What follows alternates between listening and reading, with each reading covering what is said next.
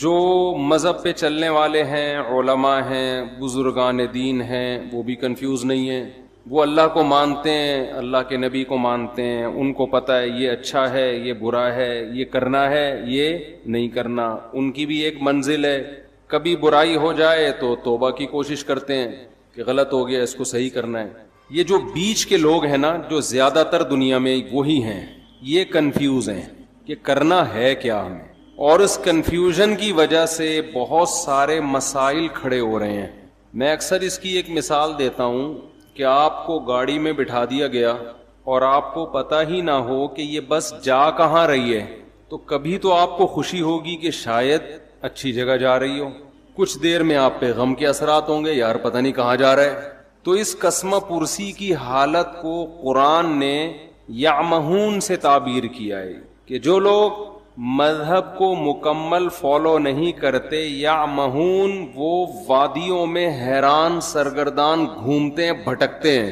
تو آج کے انسانوں میں میجورٹی کی زندگی وہ بھٹکنے والی زندگی ہے، بھٹک رہے ہیں.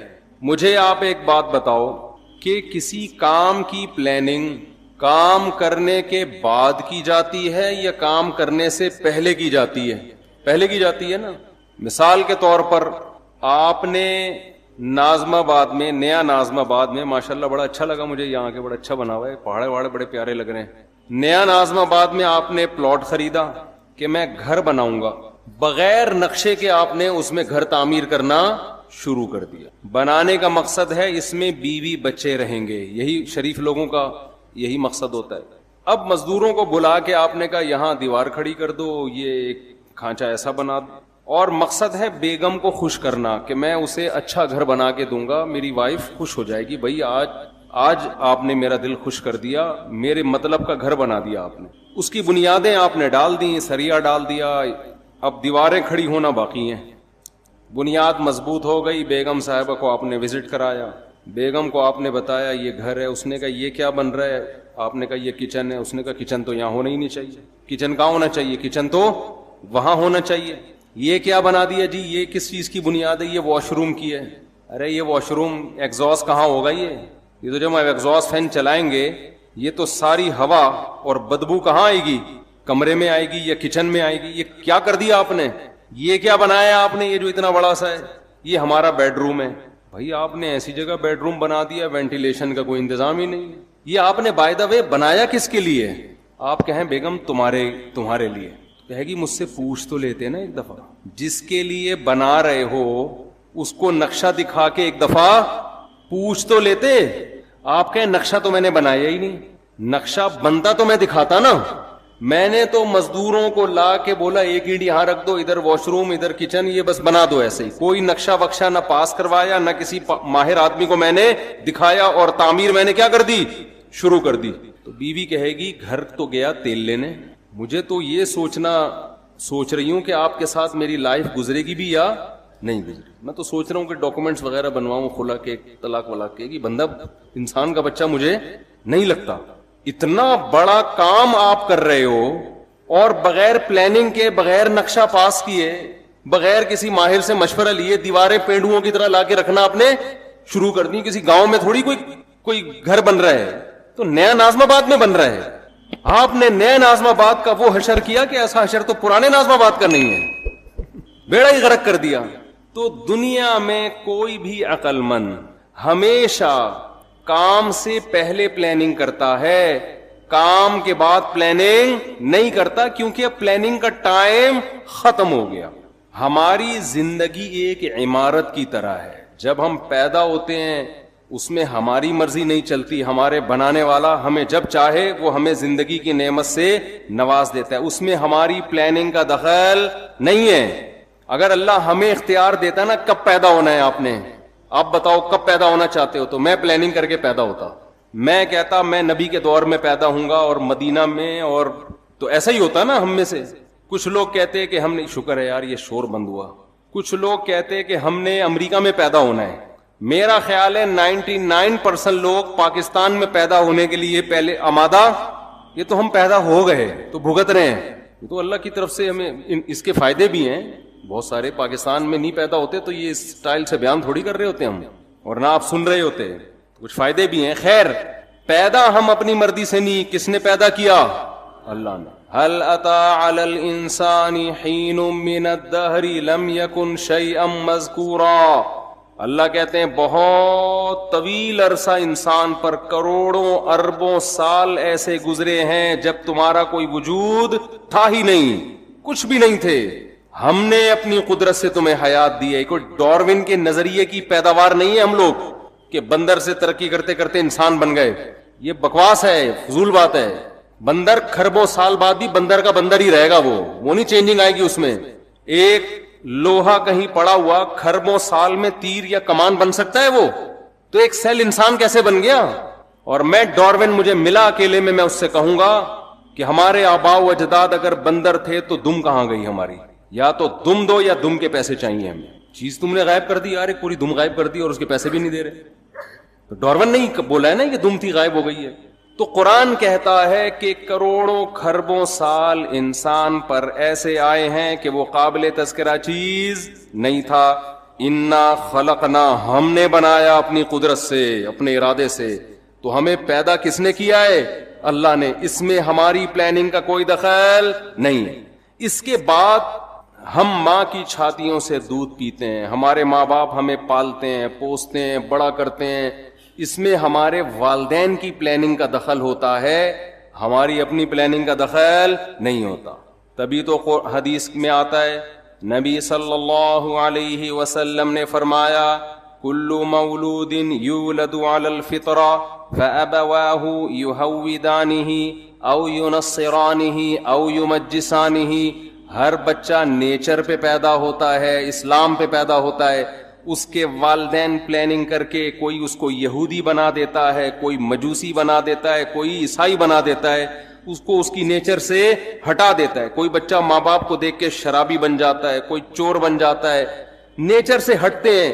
تو یہ کس کی پلاننگ کی وجہ سے؟ والدین کی پلاننگ کی وجہ سے. تو جب تک آپ بالغ نہیں ہوتے, آپ میں عقل و شعور نہیں پیدا ہوتا, آپ کی پلاننگ آپ کے والدین کر رہے ہوتے ہیں. یہ غلط پلاننگ بھی ہوتی ہے, صحیح پلاننگ بھی ہوتی ہے, اور بعض دفعہ کوئی پلاننگ سرے سے ہوتی نہیں ہے. کہتے ہیں بس پیدا ہو گئے, اب تمہاری مرضی, جو بننا ہے بن جاؤ اپنی ذمہ داری پہ. لیکن بلوغت کے بعد جب انسان کی زندگی کی عمارت کھڑی ہونا شروع ہوتی ہے, نبی صلی اللہ علیہ وسلم نے فرمایا, بچے کے پیٹ, ماں کے پیٹ میں جب بچے میں جان ڈالی جاتی ہے تو فرشتہ ماں کے رحم میں, ماں کے پیٹ میں جاتا ہے اور اس کی تقدیر لکھتا ہے کہ یہ کتنے سال, کتنے دن, کتنے مہینے, کتنے ہفتے, کتنے گھنٹے, کتنے منٹ اور کتنے سیکنڈ زندہ رہے گا. سمجھ میں آ رہی ہے بات کہ نہیں آ رہی ہے؟ یہ پلاننگ بھی کس نے کر دی؟ یہ ہماری پلاننگ نہیں. اب میرے اور آپ میں سے ہر شخص کے بارے میں یہ لکھا ہوا ہے. کس نے 96 سال, ملکہ الزبتھ کے بارے میں لکھا ہوا تھا 96 سال سے پہلے اس کا انا للہ بولو نہیں ہو. 96 سال میں جائے گی یہ دنیا سے. دنیا کی ایسی حاکم سمجھی جاتی ہے جس نے طویل دور حکومت کا دیکھا.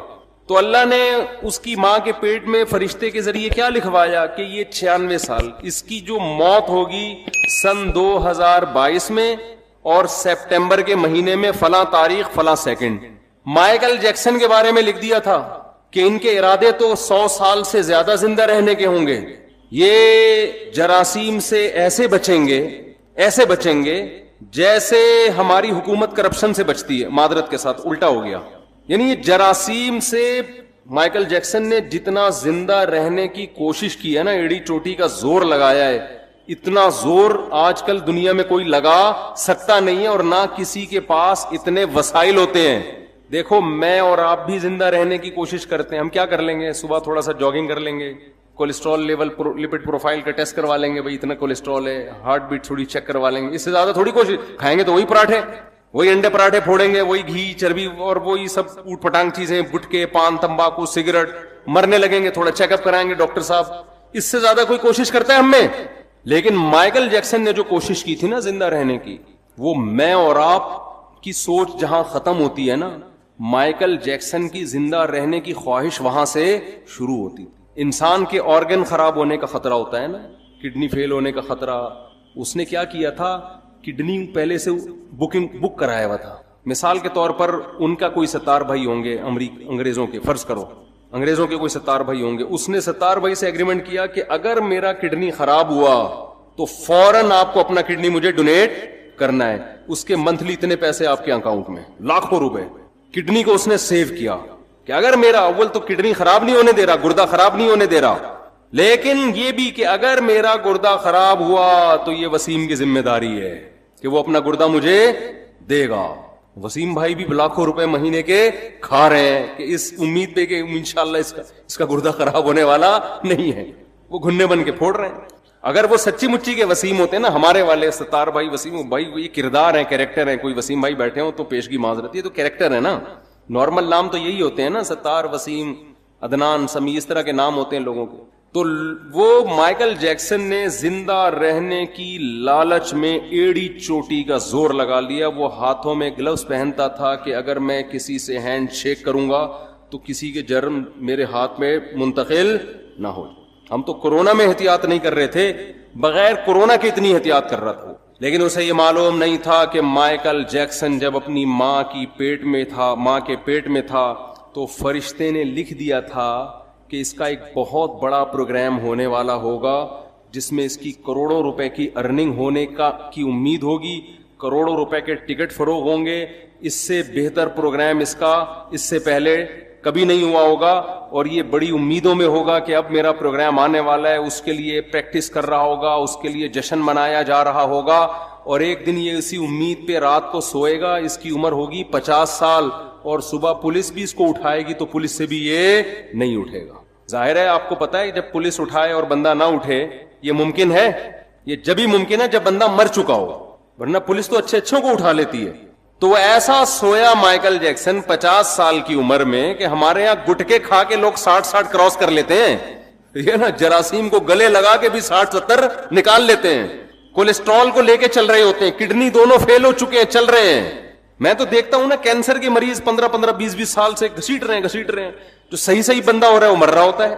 تو مائیکل جیکسن حیران ہو گیا کہ یار جو گٹکے کھا رہا ہے, جو چرس پی رہا ہے, جو ہیروئن پی رہا ہے, وہ کمبخت نہیں مرا, اور میں نے اتنا صحت کا خیال کیا اور 50 سال میں سویا ہوں, کوئی موت کا چانس نہیں تھا. ڈاکٹروں کی پوری ٹیم ہر وقت اس کے ساتھ رہتی تھی. اگر مائیکل جیکسن کو کبھی چھینک آتی تھی نا تو اس کے ذمہ دار ڈاکٹر تھے کہ چھینک آئی کیوں. ہمیں چھینک آتی ہے تو کوئی ذمہ دار ہوتا ہے؟ بولو, چھینکتے رہو, گورنمنٹ کہتی ہے اپنے خرچے پہ جتنا چھینکنا ہے جراثیم پھیلاؤ, آپ چھینکو, منہ پہ جا کے چھینکو لوگوں. ہمارے ہاں بلغم کے تھپیڑے دیکھو نا وضو خانوں میں, کیسے ایک دوسرے کے منہ پہ خا خا کر رہے ہوتے ہیں اور کیا کچھ ہو رہا ہوتا ہے. مائیکل جیکسن کو چھینکنے کی گورنمنٹ کی طرف سے, مائیکل جیکسن کے جو ڈاکٹر تھے, تو مائیکل جیکسن کو چھینک آئے تو ذمہ دار کون تھے؟ ڈاکٹر. کی چھینک آئی کیوں؟ آپ کو میں ہر مہینے اتنا پیسہ دے رہا ہوں, کوئی جراثیم میری ناک میں گیا کیسے؟ ڈاکٹروں کا پینل اس وقت بھی اس کے پاس موجود تھا. لیکن موت کے جو فرشتہ تھا نا, جو اللہ نے اس کی ماں کے پیٹ میں بھیجا تھا, اس نے لکھ دیا تھا کہ 50 سال میں اس کا انا للہ بولو ہو جائے. ایسا سویا کہ اس کا قصہ تمام, ایسا قصہ تمام. تو جو میں اصل بات عرض کر رہا تھا, جلدی سے اس کی طرف آتا ہوں. دیکھو, ہم پیدا کب ہوتے ہیں یہ کس کی پلاننگ ہے؟ اللہ کی. ہماری موت کس کی پلاننگ سے ہے؟ اللہ کی. یہ بیچ کا ٹائم اللہ نے ہمیں دیا ہے. اس میں اللہ نے حکم دیا بالغ ہونے کے بعد سے لے کر موت تک کا جو تمہیں ٹائم دیا ہے نا, اس کی پلاننگ کس نے کرنی ہے؟ ہم نے کرنی ہے. بہت مشکل ہے بات سمجھا. اس کی پلاننگ کس نے کرنی ہے؟ بولو, ہم نے کرنی ہے. یہ اگر آپ لائف بغیر پلاننگ کے گزارنا شروع کر دو تو آپ کی مثال ایسے ہوگی جیسے کسی شخص نے نیو ناظم آباد میں گھر لیا اور بغیر پلاننگ کے اس کو بنانا شروع کر دیا. بعد میں پچھتا رہا ہے کہ جہاں واش روم بنانا تھا وہاں میں نے کچن بنا دیا, اور جہاں کچن بنانا تھا وہاں میں نے واش روم بنا دیا, اور اب اس میں چینجنگ نہیں ہو سکتی. آپ کی لائف اگر بغیر پلاننگ کے گزرے گی تو وہ برباد ہونے کے علاوہ آپ کو کچھ بھی حاصل نہیں ہوگا, اور اب یہ چینج نہیں ہو سکے گی, کیونکہ جو ٹائم گزر گیا بغیر پلاننگ کے وہ ٹائم آپ کو واپس نہیں مل سکتا. تو پہلا تو یہ عزم کرے جو ٹائم برباد ہونا تھا ہو گیا, وہ تو واپس نہیں آ سکتا نا. مثال کے طور پر اس نے بنا دیا, یہ کچن کی جگہ پہ بنا دیا واش روم کی جگہ کچن میں بنا دیا. بیگم سے کہے گا بیگم میرا پیسہ برباد ہو گیا, میرے پاس مزید پیسے نہیں ہیں, اب جو میں آئندہ جو کچھ کروں گا نا وہ پلاننگ سے کروں گا. اب اس کچن کو برداشت کر لو, واش روم کی جگہ آ گیا یہ برداشت کر لو, اور میرے پاس اس کے علاوہ آپشن نہیں ہے. لیکن آپ نے کیا کیا, اب جو غلط ہونا تھا ہو گیا, اس کے بعد بھی اب غلط کرتے چلے جا رہے ہیں. اب آپ کیا کر رہے ہیں کہ جو ایگزاسٹ لگا رہے ہیں ایسی جگہ جہاں کمرے کو آپ کے روم کی طرف ہوا آتی ہو. بھائی اب پلاننگ کا تقاضا یہ ہے کہ ایگزاسٹ لگاؤ ہی نہیں آپ, یا کچھ بھی کرو, لیکن یہ نہیں ہو سکتا. تو جو زندگی میری اور آپ کی بغیر پلاننگ کے گزر گئی, اس پہ تو ہمارے پاس توبہ استغفار کے علاوہ اب کوئی راستہ نہیں ہے. آپ کہہ سکتے ہیں کہ مفتی صاحب آپ کو کس نے کہا کہ ہم نے زندگی پلاننگ کے بغیر گزاری ہے؟ ہم تو ماشاءاللہ اچھے گھرانے کے تھے, جب ہم بالغ ہوئے تو ہمارے والدین نے پلاننگ کی, اس بچے کو ہم نے ڈاکٹر بنانا ہے, اس بچے کو ہم نے انجینئر بنانا ہے, اس بچے کو ہم نے پائلٹ بنانا ہے, اس بچے کو ہم نے بزنس مین بنانا ہے, اس بچے کو ہم نے یہ بنانا ہے, اور الحمدللہ آج ہم وہ بن چکے ہیں. اول تو 99% لوگ ایسے بھی نہیں ہیں ہمارے معاشرے میں, 1% ایسے ہوں گے جن کے والدین نے پلاننگ کی اور انہوں نے بھی پلاننگ کر کے کچھ بن گئے. وہ 99% تو ایسے ہی چل رہے ہیں. تو خوب سمجھ لو, پلاننگ کا مطلب صرف پلاننگ نہیں ہے. کامیاب پلاننگ یہ ہوتی ہے کہ آپ کوئی بھی تعمیر کھڑی کر رہے ہیں تو اس کا مقصد پہلے آپ سامنے رکھتے ہیں, اس پرپس کو دیکھ کے جب آپ نقشہ بناتے ہیں اس نقشے کو پلاننگ کہا جائے گا. مثال کے طور پر آپ نے نیو ناظم آباد میں وائف کو خوش کرنے کے لیے پلاٹ خرید کے اس پہ گھر بنانا شروع کیا, لیکن گھر کی شکل کی جو آپ نے پلاننگ کی وہ کسی پرچون کی دکان کی لگ رہی ہے. پلاننگ سمجھ میں آ رہی ہے بات کہ نہیں آ رہی ہے؟ میرے خیال ہے تھک گئے ہیں آپ لوگ. آپ نے گھر بنایا پلاننگ سے, بیگم کہہ رہی ہے یہ کیا ہے آپ کے, یہ بڑا سا ہال بنا دیا میں نے, بہت بڑا. اتنا بڑا ہال بنانے کی ضرورت کیا تھی, باقی کمروں کی تو جگہ بچی نہیں. آپ کہہ رہے باقی کمروں کا کیا کرنا ہے, ایک ہال کافی ہے ہمارے لیے. وہ کہے گی نہیں مجھے لگتا ہے آپ نے بغیر پلاننگ کے بنایا. آپ کہتے ہیں نہیں میں نے پلاننگ کی تھی, میں نے اس کی پلاننگ کی ہے کہ اس میں اگر کہیں بھی کسی کو گودام کی ضرورت پڑتی ہے نا تو سارا مال اس کمرے میں اتارے گا وہ. تو پلاننگ تو کی ہے آپ نے یقیناً, لیکن یہ گودام کی پلاننگ ہے, یہ گھر کی پلاننگ بولو نہیں. تو میں اور آپ پلاننگ تو کر رہے ہیں فیوچر کی. اول تو بہت سے لوگ کر ہی نہیں رہے. ہمارے یہاں تو الحمدللہ کوئی پلاننگ ہوتی نہیں ہے. زیادہ تر لوگ جو پلاننگ کر رہے ہیں نا اپنی زندگی کی, ان کو یہی نہیں پتا کہ ہماری زندگی کا مقصد کیا ہے. لہذا کوئی پلاننگ کر رہا ہے میں بہت بڑا تاجر بنوں گا, کوئی پلاننگ کر رہا ہے میں بہت بڑا ڈاکٹر بنوں گا, کوئی پلاننگ کر رہا ہے میں بہت بڑا سیاستدان بنوں گا. بھائی یہ جو آپ اپنے پرپس کو سامنے رکھ کے پلاننگ کر رہے ہو نا, تو آپ کا بڑا ڈاکٹر بننے سے مقصد کیا ہے آپ کا؟ بیگم کہے گی نہیں اتنا بڑا جو گودام آپ نے بنایا, اتنا بڑا کمرہ, آپ کا مقصد کیا ہے؟ آپ کہیں میں اس میں بورے لا کے رکھوں گا گندم کے, تو سر پکڑ کے بیٹھ جائے گی نا کہ یہ نیو ناظم آباد آپ کو گودام بنانے کے لیے یہ بنایا بلڈر نے. گودام کی الگ جگہ ہوتی ہے بھائی, ٹرک اڈے جاؤ, ٹرک اسٹینڈ جاؤ, وہاں گودام خریدو. تو غلط پلاننگ کو پلاننگ بولو نہیں کہا جاتا. اب میں جلدی سے بات کی طرف آتا ہوں جو میں سمجھانا چاہتا ہوں آپ لوگوں کو.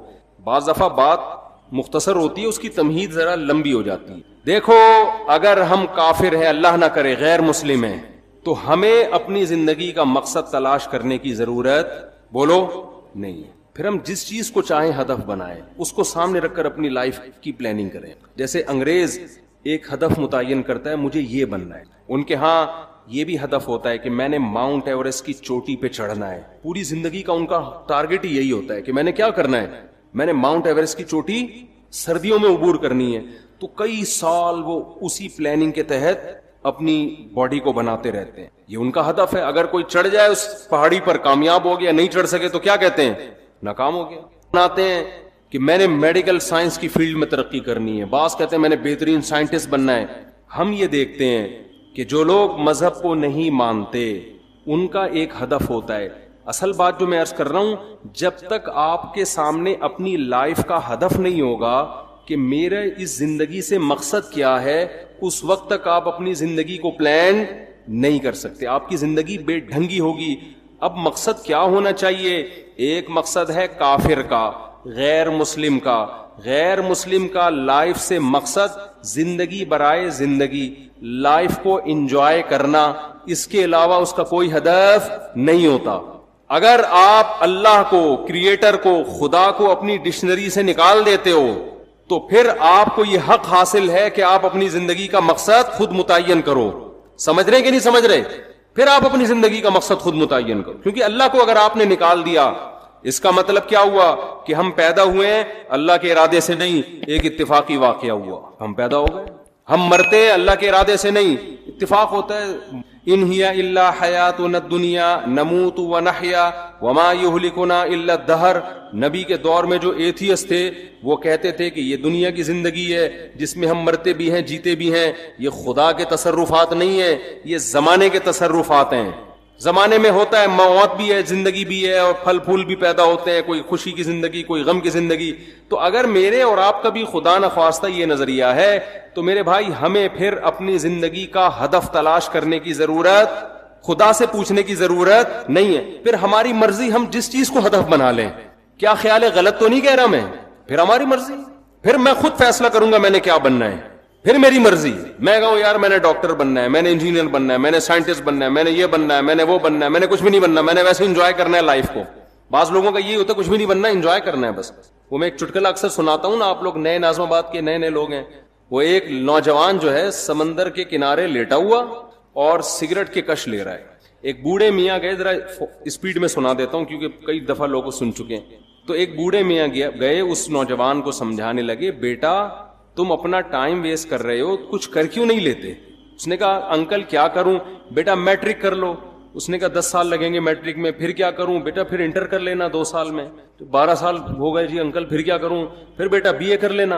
اچھا جی بی اے بھی کر لیا, پھر کیا؟ پھر بیٹا ماسٹر کر لینا. انکل 16 سال ہو گئے ماسٹر کر لیا, پھر کیا کروں؟ بیٹا پی ایچ ڈی کر لینا. انکل 18 سال ہو گئے پی ایچ ڈی کر کے کیا کروں گا؟ انکل نے کہا بیٹا پھر تمہیں اچھی جاب ملے گی, پیسے کمانا. انکل پھر کیا کروں؟ بیٹا پھر شادی کرنا, اچھے خاندان میں شادی ہوگی. انکل پھر کیا ہوگا؟ پھر تمہاری اولاد ہوگی. انکل پھر کیا ہوگا؟ وہ نوجوان تجسس میں نا کہ اینڈ کیا ہوگا اس کا. اچھا انکل بچے بھی ہو گئے, اب کیا ہوگا؟ کہہ رہے ہیں لائف کو انجوائے کرنا, مزے اڑانا. تو پھر ابھی کیا کر رہا ہوں میں؟ مزے ہی تو اڑا رہا ہوں. تو بعض لوگوں کا مقصد نہ ڈاکٹر بننا, نہ انجینئر بننا, نہ پائلٹ بننا. ان کا مقصد کیا ہے؟ لائف کو انجوائے کرنا. تو وہ بھی ایک مقصد ہے بھائی. وہ کہہ رہے ہیں بھائی لائف کو ہم انجوائے کرنے کے لیے آئے, انٹرٹینمنٹ انجوائے کر رہے ہوتے ہیں, گٹکے کھا رہے ہیں, پان کھا رہے ہیں. وہ کہہ رہے ہیں مر جائیں گے نا جلدی, تو کیا ہو گیا؟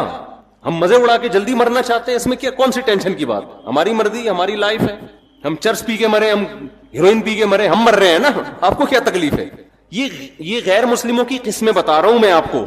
غیر مسلموں میں شراب پی کے مرنے والے بھی, خودکشی کر کے مرنے والے بھی.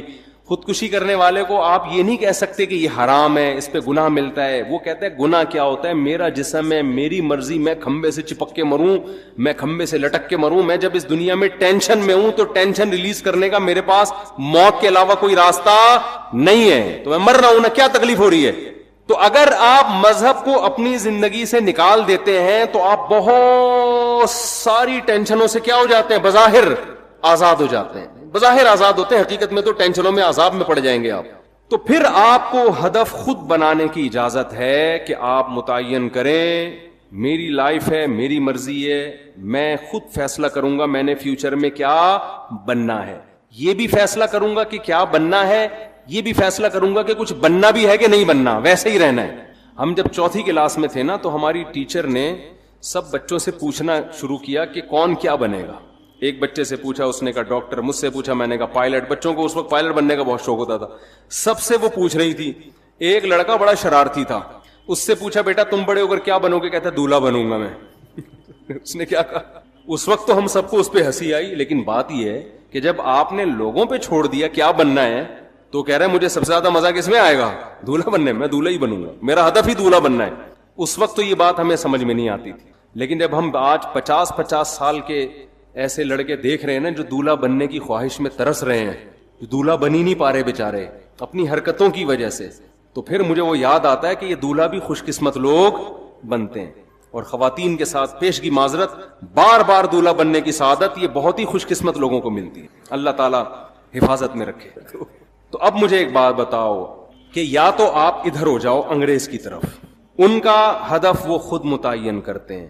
لیکن جو خدا کو ماننے والے ہیں، دیکھیں قرآن بہت ساری اہل ایمان کی جو علامت بیان کرتا ہے نا، اس میں بار بار یہ کہتا ہے کہ یہ علامتیں ان میں پائی جاتی ہیں جو اللہ پر اور آخرت کے دن پر ایمان رکھتے ہیں. ہمیں شروع میں یہ چیزیں سمجھ میں نہیں آتی تھیں، لیکن اب جب کمپیئر کر رہے ہیں نا دنیا کی قوموں سے، تو قرآن بار بار کہہ رہے ہیں جو اللہ کو مانتے ہیں وہ زنا نہیں کرتے، جو اللہ کو مانتے ہیں وہ رشتہ داری کو توڑتے نہیں ہیں. آج ہمیں گورے نظر آتے ہیں رشتہ داری توڑتے ہوئے، آج ہمیں گورے نظر آتے ہیں زنا کرتے ہوئے.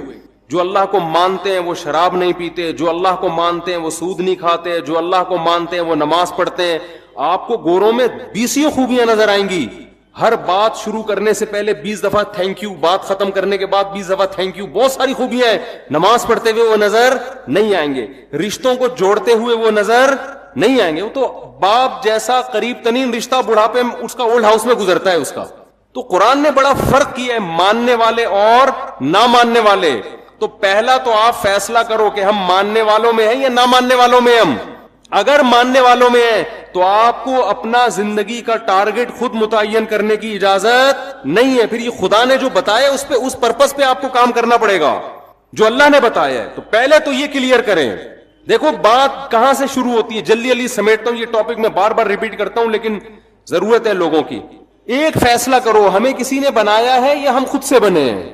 گورا کہتے ہیں ہمیں اس سوال کے جواب کی ضرورت نہیں ہے. قرآن کہتا ہے سب سے پہلے تجھ سے یہ سوال پوچھا جائے گا کہ تو نے یہ فیصلہ کیسے کر لیا تھا کہ میں خود بخود وجود میں آیا ہوں.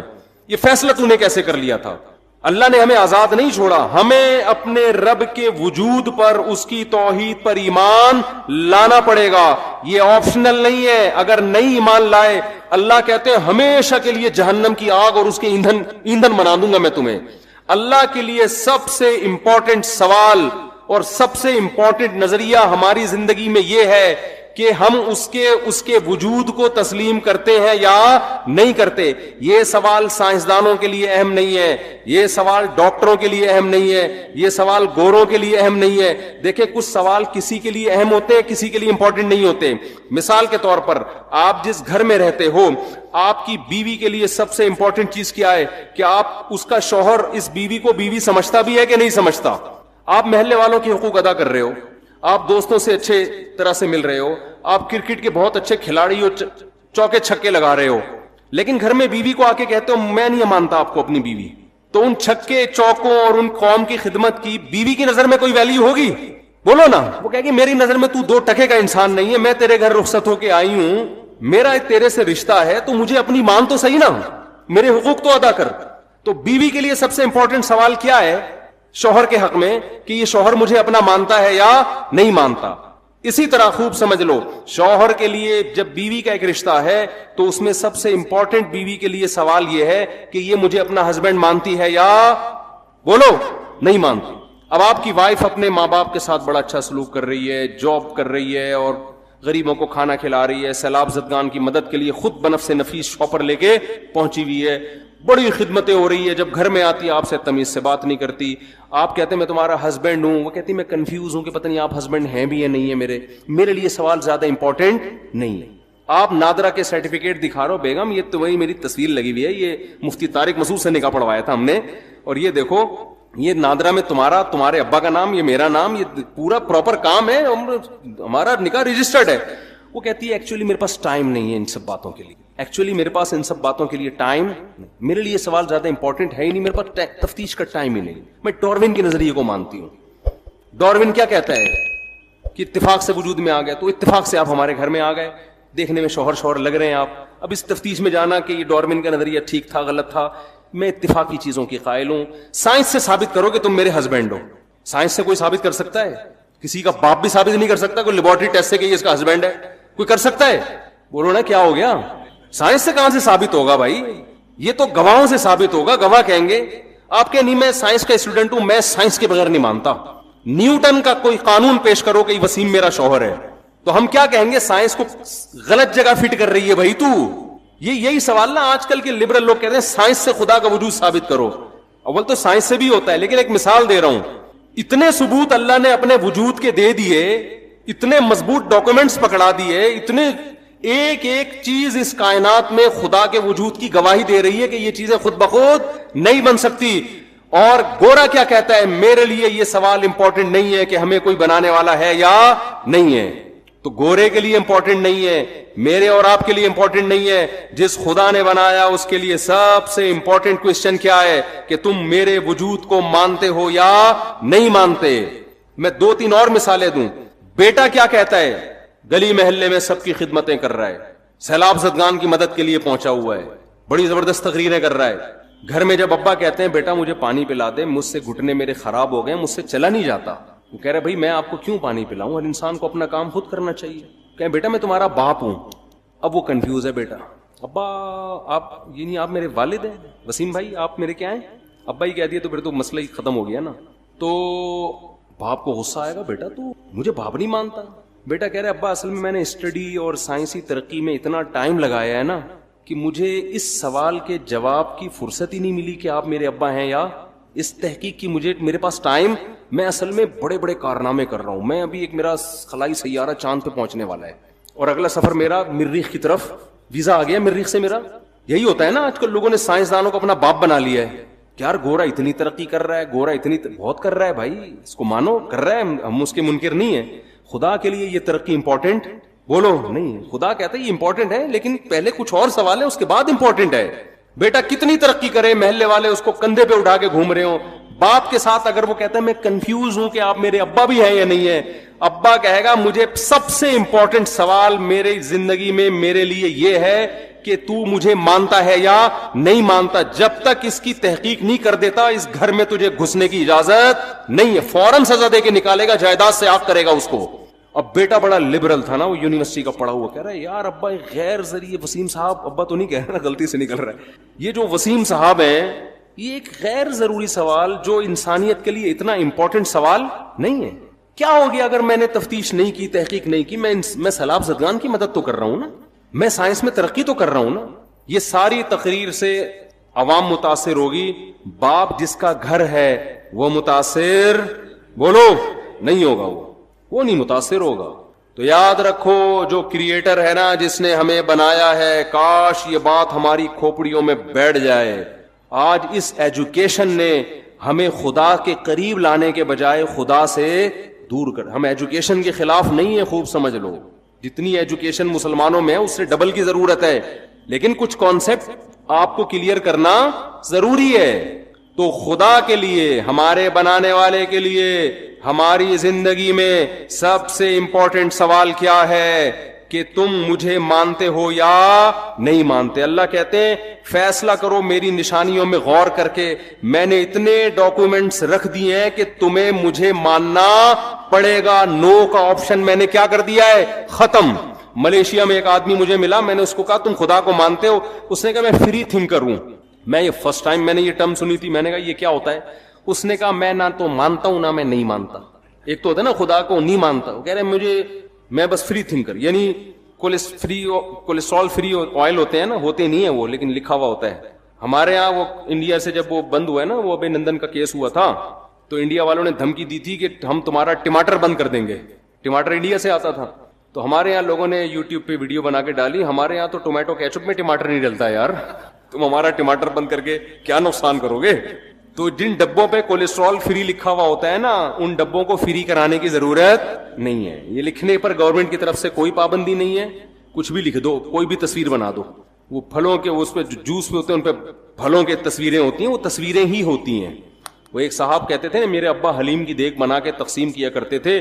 تو کیسے کرتے تھے؟ کہہ رہے ہیں حلیم میں اتنا چاول, اتنے پانی ڈالا اور 40 کلو گوشت لکھ کے اس کی پرچی ڈال دی اندر. گوشت نکلتا تھا. تو ہمارے یہاں تو حلیم ایسے بن جاتا ہے, اسی سے ذائقہ آ جائے گا بھائی. تو فری تھنکر, اس نے کہا میری کوئی تھنکنگ نہیں. کیا مطلب؟ آپ اتنے اہم سوال کو سوچنے کے لیے تیار ہو ہی نہیں. کیوں نہیں تیار ہو؟ اس لیے کہ جب آپ نے سوچ لیا نا یہ میرے ابا ہیں, تو ایک طویل سوالات کا سلسلہ شروع ہو جائے. آپ نے جو آپ کی وائف گھر میں رہتی ہے, آپ نے اگر مان لیا کہ یہ میری وائف ہے, تو جان چھوٹے گی نہیں, بلکہ کیا ہوگی, پھنسے گی جان آپ کی. اس لیے جو فری تھنکر ہے وہ کہتا ہے ایکچولی میرے لیے سوال امپورٹنٹ ہے ہی نہیں کہ تم میری وائف ہو یا نہیں، مجھے اس تحقیق کی چندہ ضرورت نہیں ہے، تم بھی لائف کو انجوائے کرو، مجھے بھی انجوائے کرنے دو. یہ ہوتا ہے فری تھنکر. تو انسان ایک دوسرے کے حقوق میں تو ایسا نہیں کرتا. بیگم کو آپ بول کے تو دکھاؤ مجھے پتہ نہیں میں کنفیوز ہوں، تو آ جائیں گے آپ کے سالے والے پکڑنے کے لیے آپ کو. لیکن خدا نے چونکہ عذاب آخرت میں رکھا ہے، دنیا میں اللہ عذاب نہیں دیتا، کیونکہ یہ دارالامتحان ہے، ایگزامینیشن ہال ہے. رزلٹ ایگزامینیشن ہال میں اناؤنس نہیں ہوتا، رزلٹ ہمیشہ ایگزامینیشن ہال سے نکلنے کے بعد اناؤنس ہوتا ہے. قرآن بار بار کہتا ہے وَلَا تَحْسَبَنَّ اللَّهَ غَافِلًا عَمَّا يَعْمَلُ الظَّالِمُونَ. ظالم لوگ جو کچھ کر رہے ہیں اے لوگوں ان پر عذاب نہیں آتا تو اللہ کو ان سے ہرگز غافل مت سمجھو. انما یؤخرہم لیوم، اللہ ظالم کو مہلت دے رہا ہے ایک ایسے دن کے لیے تشخص فیہ الابصار، جس دن آنکھیں پھٹی کی پھٹی رہ جائیں گی، آنکھیں کھلی کی کھلی رہ جائیں گی، حیرت کے مارے، خوف کے مارے. ہم کیا ہو رہے ہیں؟ مایوس کہ یار جب جنت بھی لکھی ہوئی جہنم بھی لکھی ہوئی تو عمل کا کیا فائدہ، جانا تو جہاں ہے وہیں جائیں گے ہم، ٹھیک ہے. جب صحت اور موت لکھی ہوئی ہے تو صحت بنانے کا، جب ہر ایک کی عمر لکھی ہوئی ہے تو صبح جاگنگ کی ٹینشن لینے کا. بے بول لو کیا ہو گیا بھائی جب لکھا ہوا ہے کہ یہ بندہ 50 سال میں مرے گا، تھوڑا بڑھا لیتے ہیں احتیاطاً 80 سال میں مرے گا، ایک مثال دے رہا ہوں، ہم کیوں جلدی مارے اس کو 30 سال پہلے. 80 زیادہ ہو جائیں گے پھر تو وہ جاگنگ بالکل بھی نہیں کرے گا. 50 ہی کر لو، فرض کرو یہ بندہ کب مرے گا؟ 50 سال. تو جاگنگ کا کوئی فائدہ ہے؟ صبح صبح اٹھنے کا، کولیسٹرول لیول چیک کرنے کا، شوگر، لڈو، احتیاط، موٹاپا کم کرو، سب ٹوپی ڈرامہ ہے بھائی. موت تو کیا ہے؟ لکھی ہوئی، لکھا ہوا ہے. ہمارے ہاں بہاری، میں بہاری نہیں ہوں لیکن ہمارے دوستوں میں بہاری ہیں، ان کے ہاں مشہور ہے کہ جب انسان کی شامت آتی ہے تو اونٹ پہ بیٹھے ہوئے آدمی کو بھی کتا کاٹ لیتا ہے، حالانکہ کتا وہاں تک، لیکن جب شامت آتی ہے کتے کو اللہ وہاں پہنچا دے یا اونٹ کو بٹھا دیتے ہیں اس میں. ویسے شرافت سے اونٹ چلتا چلا جا رہا ہے، کتے کو دیکھ کے بیٹھ جاتا ہے زمین.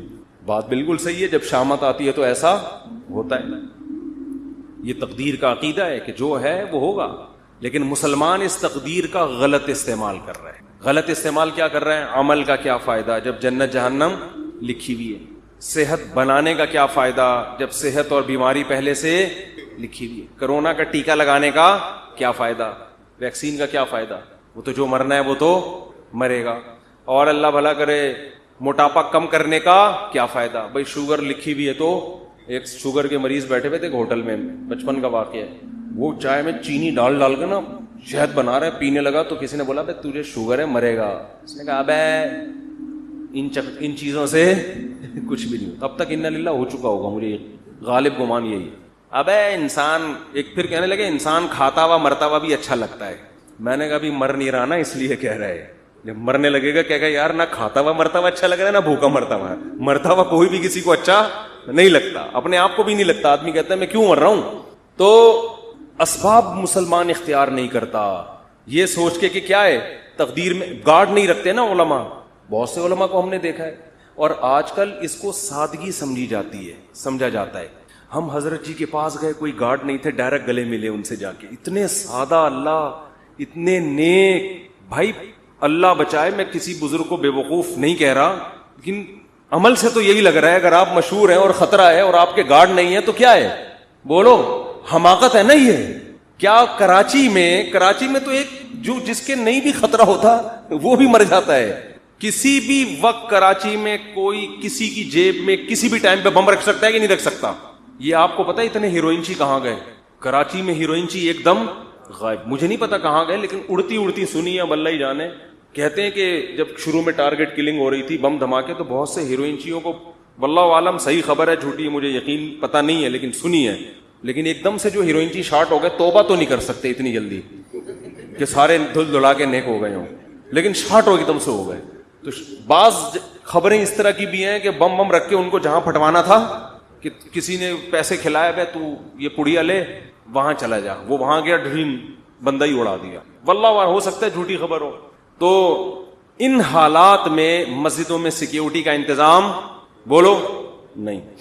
اس کو اچھا سمجھا جاتا ہے آپ کے گارڈ نہیں ہے، سادگی ہے، اور ماشاءاللہ بہت نیک ہیں، کوئی بھی کسی بھی وقت گلے حضرت جی سے مل سکتا. بہت سے حضرت جی ایسے دنیا میں آئے ہیں جن سے جب کوئی گلے ملائے اس کے بعد دوبارہ وہ کسی سے گلے ملنے کے قابل نہیں رہے. اخبار میں آئے وہ اگلے دن. بہت سے کیسز ہیں, جو ملا وہ بھی گیا. افغانستان میں تو بہت سے امریکیوں سے, بہت سے طالبان گلے مل کے انہوں نے کباڑا کیا ہے. بہت سے رپورٹیں آتی ہیں اس طرح کی نا, وہاں سے خبریں آتی ہیں کہ وہ گلے ملے اور وہ جنت میں بھی اب کیا کر رہے ہیں, جنت میں یا برزخ میں بغلگیری ہو رہے ہیں. وہ چھوڑ ہی نہیں رہا اس کو, کہہ رہے اب تو کہاں لے کر آ گیا مجھے. تو جب ایسے حالات ہوں تو ایسے موقع پہ سیکیورٹی کا انتظام نہ کرنا اور یہ کہنا موت تو لکھی ہوئی ہے, جب آنی ہوگی آ جائے گی, یہ تقدیر کے عقیدے کا صحیح استعمال ہے یا غلط استعمال؟ اس کا مطلب علم ہے, کھوپڑی علم ہے, تقدیر کا علم. آیتیں بھی یاد ہوں گی اس کو جو لکھا ہوا ہے. حدیث میں آتا ہے رسول اللہ صلی اللہ علیہ وسلم نے عبداللہ بن عباس سے فرمایا وَعَلَمْ أَنَّمَا أَصَابَكَ لَمْ يَكُنْ لِيُخْطِئَكَ, اے نوجوان, اے غلام, لڑکے, یقین کر لے جو مصیبت تیرے مقدر میں لکھی ہے ایسا ہو ہی نہیں سکتا کہ وہ تجھے نہ پہنچے, اور جو چیز تجھے نہیں ملنے والی, جو نعمت, یہ ہو ہی نہیں سکتا کہ وہ نعمت تجھے مل جائے. رفعت الاقلام وجفت الصحف, تقدیر کے قلم سے اللہ نے جو لکھنا تھا لکھ کے قلم کو ہٹا دیا اور اس کی سیاہی بھی خشک ہو چکی ہے, اب اس میں چینجنگ نہیں ہو سکتی, سب کچھ طے ہو چکا ہے. لیکن اس کے باوجود نبی کی زندگی دیکھو, احتیاط. قرآن کہہ رہا ہے نماز کی حالت میں اسلحہ اٹھا کے نماز پڑھو میدان جنگ میں, اسلحہ رکھنے کی تمہیں زمین پہ اجازت نہیں ہے. سب ایک ساتھ نماز نہیں پڑھیں گے, آدھے پڑھیں گے, آدھے فرنٹ لائن پہ کھڑے ہوں گے. وَدَّ الَّذِينَ كَفَرُوا, کیونکہ جو دشمن ہے وہ چاہتا ہے لَوْ تَغْفُلُونَ عَنْ أَسْلِحَتِكُمْ, کہ تم چند لمحوں کے لیے بھی اپنے اسلحے سے غافل ہو. اور غافل ہو کے کیا کر رہے ہیں؟ نماز. یہ نہیں کہ کوئی خدا نخواستہ کوئی گناہ میں مشغول ہیں, اللہ کی طرف مشغولیت کی وجہ سے دشمن سے کیا ہو رہے ہیں؟ غافل. یعنی عبادت میں مشغول ہونے کی وجہ سے کیا ہو رہے ہیں؟ دشمن سے غافل. اس میں تو یہ ہونا چاہیے, ہم سے کوئی پوچھتا تو ہم کہتے بھائی تم اگر اللہ کے لیے اللہ کی طرف مشغول ہو نماز میں تو اللہ تمہاری حفاظت کرے گا, کیونکہ تم اللہ کے لیے, تم کوئی گناہ تھوڑی کر رہے ہو. اور اللہ نے حکم دیا نماز پڑھنے کا, تو اللہ کے حکم کو فالو کرتے ہوئے تم اگر نماز میں مشغول ہوگے تو مدد تمہاری غیب سے آئے گی. دشمن تمہاری طرف آنکھ اٹھا کے بھی نہیں دیکھے گا. نہ اللہ نے فرمایا کہ نماز تو قائم کرنی ہے. سارے نہیں نمازی, وہ سب کو دیکھیں گے نماز پڑھ رہے ہیں, ایک ہی حملے میں سب کو قتل کر دیں گے. آدھے لوگ وہاں رہیں, آدھے کیا کریں؟ نماز پڑھ. اور اگر یہ بھی ممکن نہ ہو, مثال کے طور پر اتنی بڑی تعداد نہیں ہے مجاہدین کی کہ آدھے وہاں رہ کے دفاع کر سکیں, تو اللہ نے فرمایا جماعت چھوڑ دو. فرجالاً او رکبانا, انفرادی بھی نہیں پڑھ سکتے تو پیدل موقع ملتا ہے چلتے ہوئے پڑھ لو, اور گھوڑے پر موقع ملتا ہے تو گھوڑے پہ نیت باندھ لو. گھوڑے سے اترنے کی بھی اجازت بولو نہیں آ رہی بات میرا خیال. تو یہ صحابہ بڑے آرام سے کہہ سکتے تھے بھائی جو لکھی ہوئی ہے وہ تو آ جائے, ہم تو نماز میں مشغول ہیں. ہمارے حضرت کے ہاں پہرا ہوتا تھا نماز کے دوران, جب حضرت نماز پڑھاتے تھے ممبر پہ گارڈ آ کے کھڑا ہوتا تھا ایسے ریپیٹر لے کے, یوں دیکھ رہا ہوتا. بہت سے لوگوں نے حضرت کو لکھا یہ کون سا اسلام ہے؟ نماز میں ہم اللہ کی طرف مشغول ہیں اور محراب پہ ممبر پہ کون کھڑا ہوا ہے؟ گارڈ کھڑا ہوا ہے. نماز کے دوران یہ کیا ہے؟ حضرت فرمایا کہ نماز کے دوران نہیں بم پھٹ سکتا کیا؟ نماز کے دوران کوئی نماز توڑ کے نمازیوں پہ فائرنگ نہیں کر سکتا. یہ کون سی کتاب؟ یہ تو کسی کتاب میں نہیں لکھا کہ جی اللہ نے کہا ہے کہ جب تم نماز پڑھو گے تو نہ بم پھٹے گا, نہ کوئی دہشت گرد اندر داخل ہو سکتا ہے, اور تم سب سجدے میں ہوگے تو فرشتے تمہاری حفاظت میں نہ قرآن میں بھی نہیں لکھا, نہ حدیث کسی کتاب میں نہیں لکھا. یہ بہت سے مسجدوں میں بم دھماکے نماز کے دوران ہوئے ہیں. اچھا کچھ ویڈیوز میں نے دیکھی یوٹیوب پہ, اس میں بتایا کہ امام کا تقوی دیکھیں, زلزلہ آیا امام صاحب کھڑے ہوئے ہیں, کام پی رہے ہیں, کھڑے ہوئے ہیں, زلزلہ آ رہا ہے امام صاحب کیا کر رہے ہیں؟ ایک ایک کر کے مقتدی کھسک رہا ہے, لیکن امام صاحب زندہ باد. یہ حماقت ہے پرلے درجے کی. نبی نے فرمایا نماز میں اگر سانپ دیکھو تو یہ نہیں فرمایا کہ خشوع و خضوع میں مشغول رہو, سانپ تمہارا کچھ بھی نہیں بگاڑے. صحیح بخاری مسلم کی غالباً حدیث ہے, آپ نے فرمایا اس کو مارو, قتل کرو سانپ کو. نماز توڑ دیں آپ جا کے, اس کو قتل کریں. بھائی کسی کو مار دے گا, نماز پڑھ لینا آرام سے, ورنہ نماز جنازہ ہوگی تھوڑی دیر میں, پھر 15-20 آدمیوں کی. اللاجیکل باتیں آج بہت سے مذہبی لوگوں کا حصہ بن چکی ہیں, ان کی سوچ کا. اللاجیکل بات جب کریں گے بات ایسی کریں گے, آدمی کہے گا تو چپ رہتا تو زیادہ اچھا. illogical بات, اور اس کو سمجھتے ہیں بزرگی اور کمال. اسی وجہ سے مار بھی کھا رہے ہیں لوگ. بہت سے دینداروں سے نفرت کرنے لگے ہیں کہ یار ان کی باتیں کھوپڑی میں آنے والی نہیں ہے, یہ پتہ نہیں کون سے زمانے کی باتیں کر رہے ہیں, یہ بس نہیں چلا جا سکتا دین پہ بھائی یہ. تو میں یہ عرض کر رہا تھا, ادھر قرآن نے حکم دیا کہ نماز کے دوران بھی, کیونکہ ایسا نہ بلا وجہ کلاشن کوفے لے کے مسجدوں میں آ جائیں جہاں خطرہ ہو. میدان جنگ میں تو خطرہ ہوتا ہے نا, تو قرآن کیا کہہ رہا ہے, نماز میں بھی آپ نے اسلحہ اٹھا کے نماز پڑھنی. اور آدھے لوگ ادھر ہوں گے, یہ بھی نہ ہو فرجالن او رکبانا, تو پیدل یا سوار ہو کے نماز پڑھو. جماعت سے نماز ایسے موقع پہ کیا ہے, معاف ہے, کیونکہ اصل مسئلہ کیا ہے, وہاں کا مسئلہ ہے, پہلے اس کو نمٹاؤ. اور سناؤں آپ کو آگے میں, پوری امت کا اس پر اجماع ہے کہ اگر دشمن آپ کے قیدیوں کو ڈھال بنا کے لے آئے سامنے, لڑائی ہو رہی ہے, بہت سے آپ کے مسلمان قیدی دشمن کی قید میں تھے, سمجھ رہے, بہت سے آپ کے مسلمان قیدی کہاں تھے, دشمن کی قید. میدان جنگ میں وہ سامنے لے آئے ان کو فرنٹ پہ, معصوم بچے ہیں یا عورتیں ہیں یا معصوم مسلمان ہیں. اب آپ اگر فائر کریں گے تو کس کو لگے گا, مسلمان. آپ اگر تیر چلائیں گے تو ہو سکتا ہے کوئی معصوم بچے کو. میدان جنگ میں انہوں نے ڈھال بنا دیا, آپ کے لیے جائز ہے فائر کرنا ایسے. وجہ اس کی یہ کہ اگر اس بیس پہ آپ رک گئے تو وہ غالب آ جائے گا, وہ تو آپ کو قیدی بنا کے لے جائے گا, وہ تو آپ کو اس سے زیادہ قتل کرے گا. اب مجبور ہیں, آپ نے نیت کرنی ہے دشمن کو مارنے کی, لیکن چونکہ لاجک کیا کہتی ہے, لاجک یہی کہتی ہے بھائی آپ کے علاوہ اب آپ کے پاس اس کے علاوہ کوئی آپشن نہیں ہے, کیونکہ وہ ہمیشہ پھر یہ کریں گے. تو اس لیے ایسے موقع پہ جنگ میں اگر آپ کے اپنے جو ڈھال بنائی ہوئی انہوں نے ان بندوں پہ گولیاں لگ رہی ہے, تو تمام فقہا کا اس پر اجماع ہے کہ میدان جنگ میں آپ کو اجازت ہے اپنے آدمی قتل کرنے کی. نیت اپنے آدمیوں کی نہ ہو, نیت کس کی ہو, ان کی ہو. یہ مجبوری ہے, اس کے بغیر ہو نہیں سکتا. آج کوئی مذہبی آدمی اس طرح کی بات کرے, لوگ کہیں گے کیا کہہ رہا ہے, اپنے لوگوں کو قتل کرنے کی باتیں کریں. عام حالات میں نہیں ہے, جب ڈھال بنا کے لائیں تو ہم نیت اس کی کریں گے دشمن کی. بھائی اب مجبوری ہے, اگر مارا جا رہا ہے تو کیا کریں, ورنہ تو وہ ایسے موقع پہ کسی نے یہ نہیں لکھا کہ ہم مسلح بچھا کے بس اب تو ہمارے پاس دعا کے علاوہ کوئی آپشن نہیں. ہم کہیں گے اللہ یہ معصوم مسلمان ہمارے سامنے لے آئے, اے اللہ بس معاف کر دے, اے اللہ کیا کر, ہم تو مجبور ہیں اب تو. اللہ کہے گا بھائی زمین میں جب تک ہو تو جو اسباب اختیار کرے گا مدد اس کے ساتھ ہوگی. سمجھ رہے ہو, مدد کس کے ساتھ ہوگی, جو گراؤنڈ ریئلٹی کو دیکھے گا. جنگ میں ایسا ہوتا ہے, چالیں چلی جاتی ہیں جنگ میں, مختلف حربے استعمال کیے جاتے ہیں. تو میں یہ عرض کر رہا تھا, یہ جو تقدیر کا عقیدہ ہے اس کا صحیح مطلب کیا ہے, اس کو سمجھیں.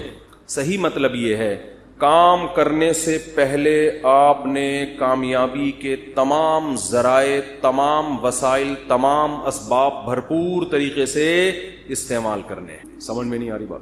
مثال کے طور پر آپ چاہتے ہو میں 90 سال تک زندہ رہوں, ہر آدمی چاہتا ہے, نہیں چاہتے تو بتا دیں, ہاتھ کھڑا کریں.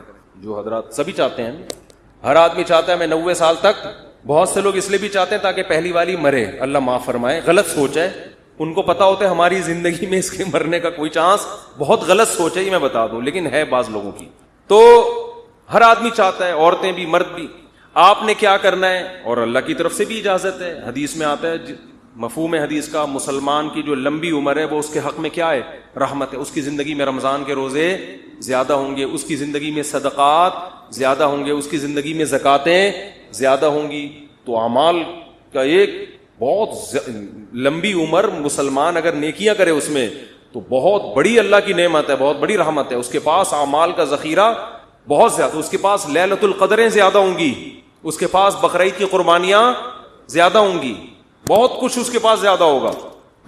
اب آپ نے کیا کیا, آپ نے کہا بھائی زندگی چاہیے, اللہ نے حکم دیا اسباب اختیار کرو. سمجھتے ہو, جو بھی اسباب, اور ہر چیز کے ماہرین سے پوچھا جاتا ہے کہ اس کا سبب کیا ہے. آپ چاہتے ہو, آپ کے پاس W11 ہے, مزدہ ہے, آپ چاہتے ہو کہ یہ لانگ لائف ہو اس کی, تو آپ مفتیوں سے پوچھو گے.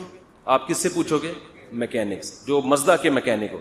آپ کے پاس 1 to 5 ہے, آپ 1 to 5 کے جو میکینک ہیں ان سے پوچھو گے یار میں چاہتا ہوں جو میری بائک آج جیسی چمک رہی ہے اور جیسی انجن کی پاور آج ہے 20 سال کے بعد بھی یہ ایسی رہی. تو آپ کو بتائے گا بھائی آئل جلدی چینج کر لیا کرو, مینٹیننس کا خیال کرو, یہ کرو, وغیرہ وغیرہ وغیرہ. آپ کسی مولانا صاحب کے پاس آؤ گے تو وہ آپ کو اس کا جواب بولو نہیں, وہ یہ بتائے گا کہ یعنی اگر آپ لمبی عمر چاہتے ہو، یہ باڈی بھی تو ایک مشین ہے نا، تو آپ اس کے لیے ڈاکٹروں کے پاس جاؤ گے، علماء کے پاس نہیں. علماء کے پاس صرف یہ پوچھنے کے لیے آؤ گے کہ لمبی عمر کا اسلام میں کوئی فائدہ بھی ہے یا نہیں، یہ بتا دیں آپ مجھے. باقی عمر، صحت کیسے ہوگی، عمر میں اضافہ کیسے ہوگا، یہ کون بتائے گا؟ یہ میں نہیں بتاؤں گا، ٹھیک ہے، یہ میں نہیں بتاؤں گا. یہ کون بتائے گا؟ یہ ڈاکٹر صاحب بتائیں گے. تو اب ڈاکٹروں سے پوچھا جائے گا تو آپ کو ڈاکٹر بتائیں گے بھائی کولیسٹرول لیول چیک کرو وغیرہ، جو بھی بتاتے ہیں. اب وہ الگ بات ہے، خود بہت جلدی مر جاتے ہیں وہ. اکثر ڈاکٹر بیچارے پتہ نہیں کیوں بہت جلدی مر رہے ہیں. مجھے حکیم 99 سال تک زندہ میں نے دیکھے ہیں، 90-99. ڈاکٹر جلدی مر رہے ہیں، یہ عجیب بات ہے. حالانکہ علم ڈاکٹروں کے پاس حکیموں سے جدید علم ہے نا. اس کی وجہ پتہ ہے کیا ہے؟ ڈاکٹر صحت کے اصول بتاتے ہیں، خود اس پر عمل کرتے نہیں ہیں. سگریٹ کے آپ ان سے تقریر کروا لو، سگریٹ کے اتنے نقصان، خود 6 ڈبے ایک دن میں خالی کر رہے ہوں گے. تو باتیں کرنے سے صحت نہیں بنتی ہے.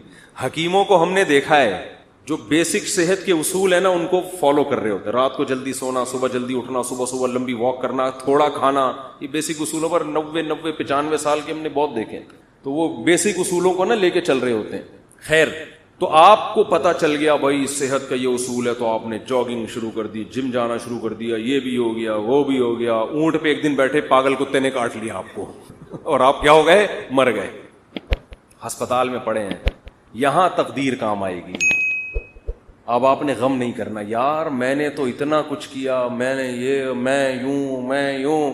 تو ایسے موقع پہ یہ اس موقع کی حدیث ہے، وَعْلَمْ أَنَّمَا أَصَابَكَ لَمْ يَكُنْ لِيُخْطِئَكَ. نبی حضرت عبداللہ بن عباس سے فرما رہے ہیں کہ یقین کر لے جو مصیبت تجھے پہنچی ایسا ہو ہی نہیں سکتا تھا کہ وہ نہ پہنچے. بس اللہ نے مقدر یہی کیا ہوا تھا. تم نے اپنے اسباب اختیار کر لیے، تمہیں ثواب مل گیا، لیکن اللہ نہیں چاہتا تھا. بات آ رہی ہے سمجھ میں؟ تو ہو جاتا ہے ایسے موقع پہ ہے، پہلے نہیں ہے، کام کے بعد.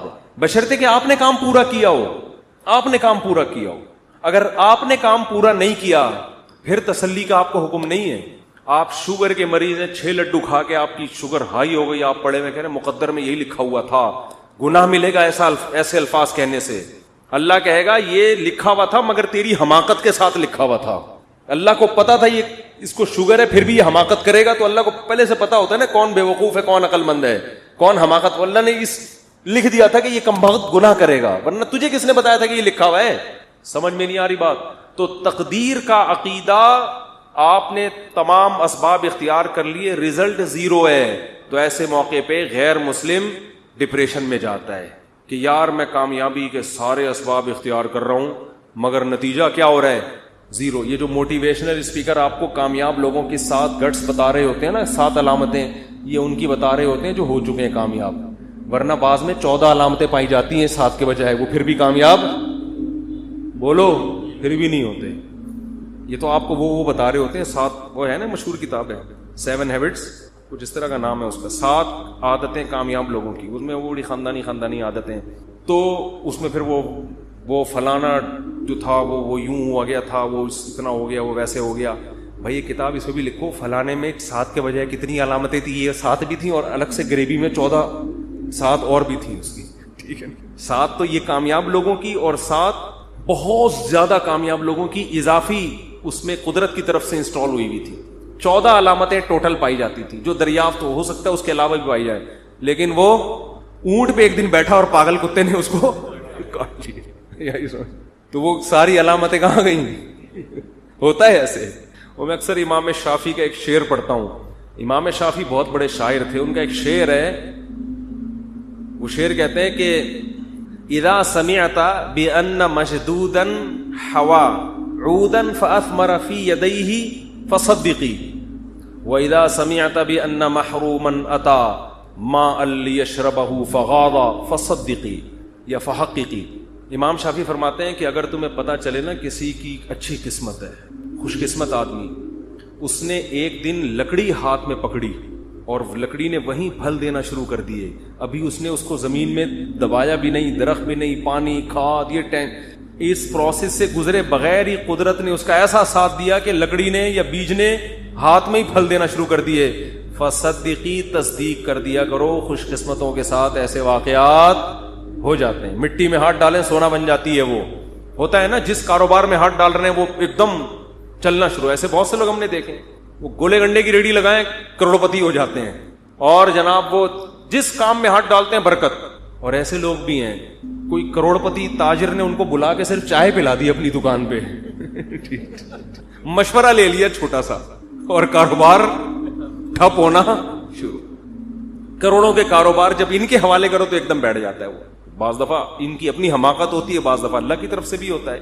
تو فرماتے ہیں وَإِذَا سَمِعْتَ بِأَنَّ مَجْدُودًا حَوَا عُودًا فَأَثْمَرَ فِي يَدَيْهِ فَصَدِّقِي. خوش قسمت آدمی کے بارے میں اگر تم نے سنا کہ لکڑی ہاتھ میں پکڑی اور اس نے پھل دینا شروع کر دیا, مان لیا کرو ایسے واقعات ہو جاتے ہیں خوش قسمتوں کے ساتھ. وَإِذَا سَمِعْتَ بِأَنَّ مَحْرُومًا أَتَى. اور جو بدقسمت آدمی ہے اس کے بارے میں کبھی یہ خبر سننے کو ملی کہ اس کو صرف پانی چاہیے تھا, کوئی کروڑوں اربوں روپے بھی اس کی خواہش بیچارے کی نہیں, وہ کہہ رہے پانی مل جائے مجھے پیاس لگ رہی ہے, اور اسباب ایسے پیدا ہوئے کہ بھرا ہوا کنواں, اب تو ملے گا ہی پانی. اب وہ خوش ہو گیا کہ اب تو میری قسمت جاگ گئی بھائی, صرف ایک دو گلاس نہیں, کنواں کیا ہے بھرا ہوا اور میرے قریب ہی ہے, اب تو پانی تو ملے گا, میں تو کروڑوں بھی نہیں مانگ رہا اللہ سے. وہ پانی پینے کے لیے آیا, کنویں نے اس کو دیکھ کے, پانی نے جب اس کو دیکھا اس کو دیکھ کے نیچے ہو گیا کہ تجھے نہیں, سب کو ملے گا تجھے نہیں ملے گا. یعنی پانی نے جب اس کو دیکھا نا یہ آیا ہے, پانی نے کہا میں نیچے جا رہا ہوں میں. اس کو دیکھ کے, یہ شاید شاعری میں تو تھوڑا مبالغہ ہوتا ہے بات سمجھانے کے لیے, اس کو بھی لوگ پڑھ کے بیٹھ جائیں گے یار امام شافعی اتنے بڑے محدث, کیسی باتیں کرتے بھائی, یہ سمجھانے کے لیے ہے نا, یہ سمجھانے کے لیے.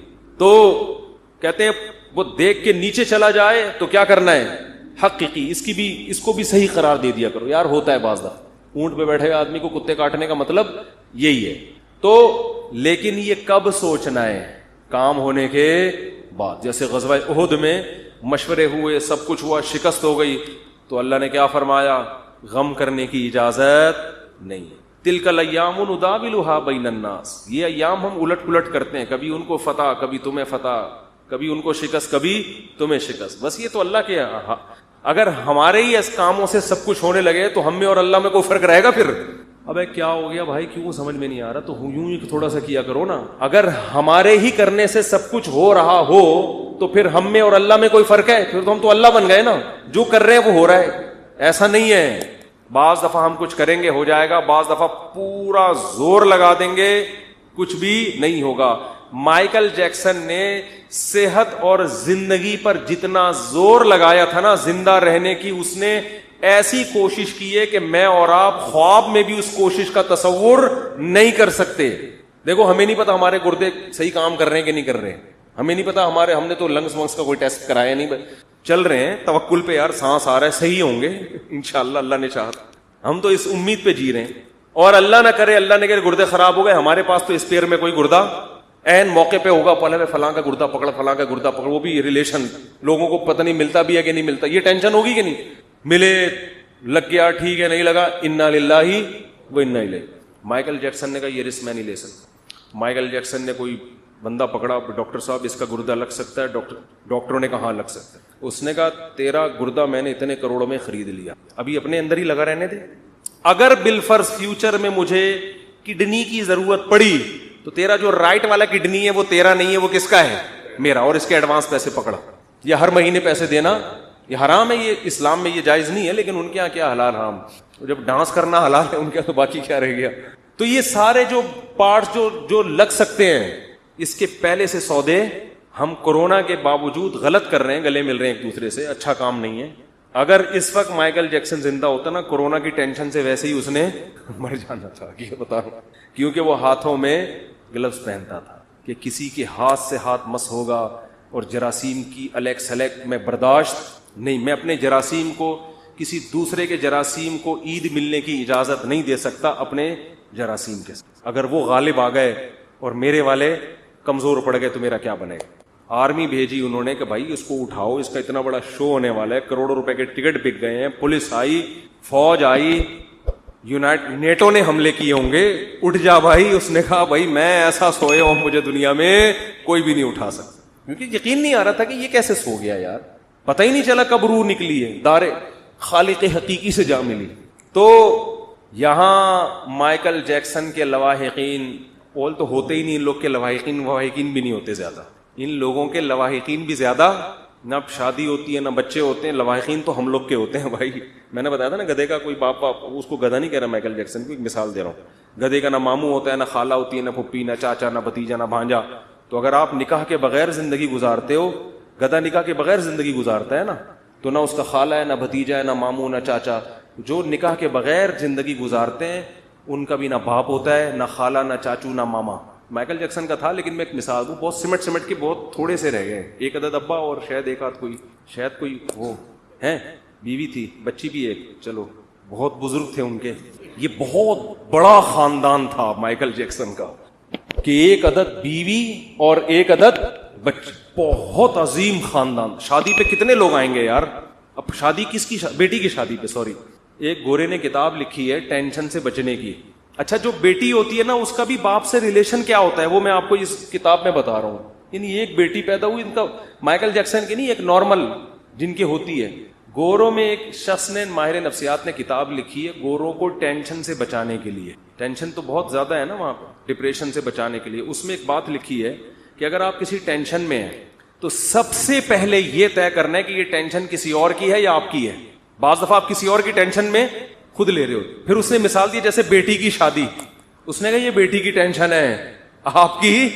یار تو کیا کہہ رہے ہیں؟ اس نے کہا یہ آپ کی ٹینشن نہیں ہے, یہ کس کی ٹینشن ہے؟ تو آپ تو اس کو لطیفہ اس سے سمجھ رہے ہو کہ ہمارے ہاں باپ بیٹی کا ریلیشن بہت مضبوط.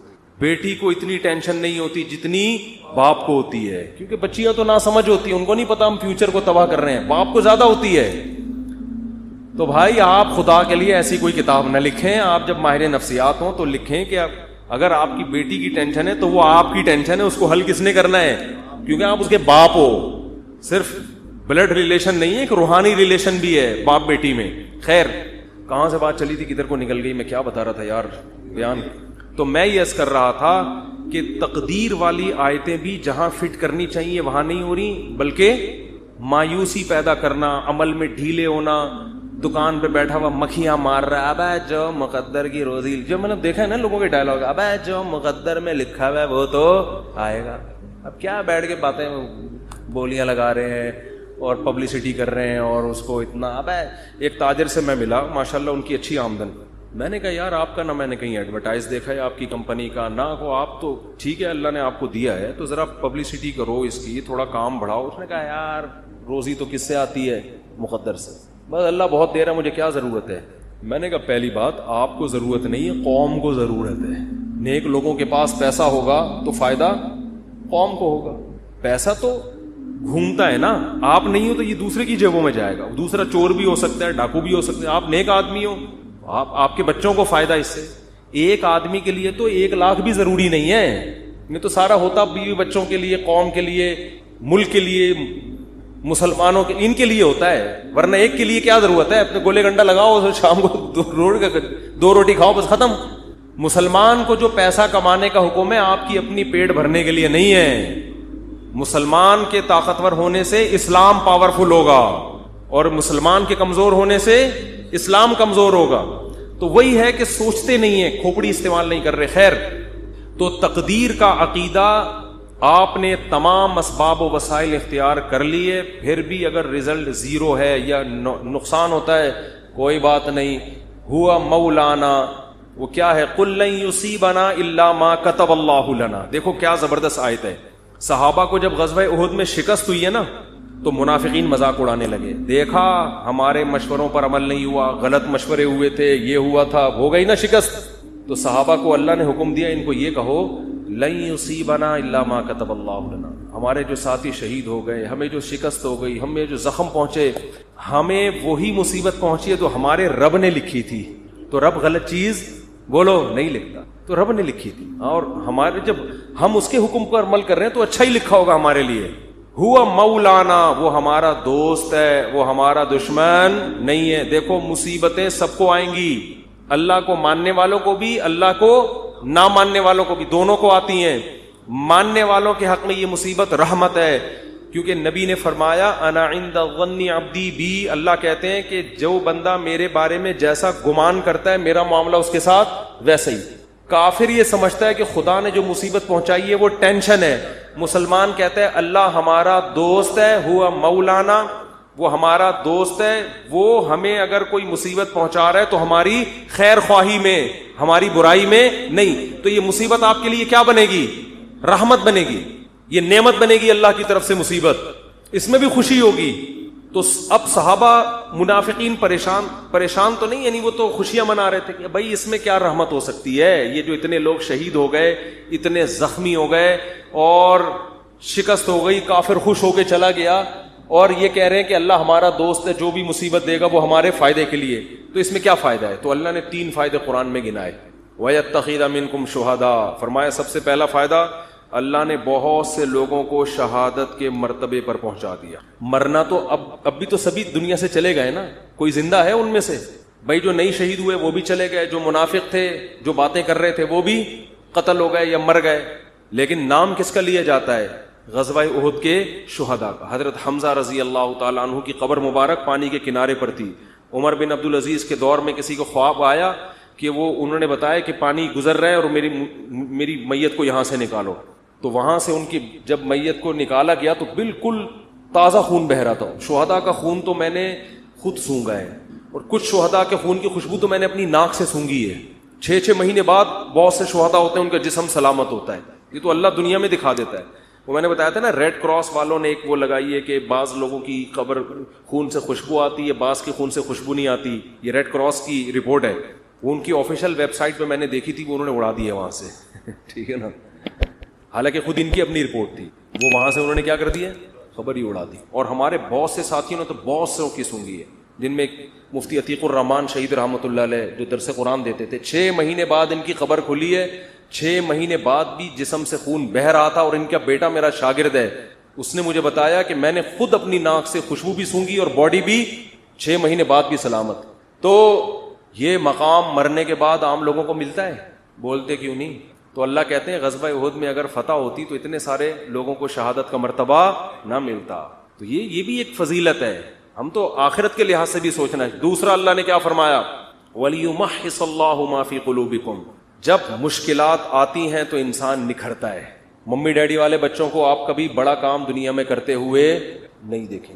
دنیا میں آپ ممی ڈیڈی بچوں کو بڑا کام, دوسری شادی بھی نہیں کر سکتے, آہستہ سے آپس کی بات ہے, یہ ہماری آپس کی بات, اس کا بیان سے کوئی تعلق نہیں ہے, تو پہلی بھی نہیں کر سکتے, دوسری تو دور کی بات ہے. امی سے پوچھتے ہیں امی کر لوں, مجھے بتا رہے ہوتے ہیں نا, امی کہ نہیں ابھی نہیں, تو کہہ رہے ہیں چلو پھر بات. تو امی سے تو پوچھنا چاہیے, لیکن ایک عمر ہوتی ہے, 40 سال تک سے پوچھ رہا ہے, یار تو بس کر, اب بس ہو گیا یار, 40 سال تو اب ہو گئی نا, اب امی سے پوچھے بغیر کر لو یار, اس عمر میں تھوڑی. ویسے تو اماں ابا سے پوچھنا ہی چاہیے, کہاں کرنی ہے اس میں پوچھنا چاہیے, کرنی نہیں کرنی اس میں پوچھنے کی ضرورت, تو کرنی ہے, کہاں کرنی ہے یہ بتا دو آپ, یہ پوچھنا چاہیے. اچھا خیر, تو اللہ کہتے ہیں کہ یہ مشکلات دیکھو, دنیا میں جہاں بھی فورسز کو ٹریننگ دی جاتی ہے تو گدوں پہ نہیں دی جاتی, ایئر کنڈیشن کمروں میں اور گدوں پہ سلا کے آرمی کو ٹریننگ نہیں دی جاتی کہ جی آپ نے کیڈٹ کالج میں گئے, سوری آپ نے جو ہے نا وہ کیڈٹ بھرتی ہو گئے, اب آپ کی 1 سال کی ٹریننگ ہے, آپ فوج میں گئے, جی کہاں ٹریننگ دی جائے گی, جی وہ فلاں مولٹی فارم کا گدا ذرا ایسا ہے اس پہ چوٹ نہیں لگتی,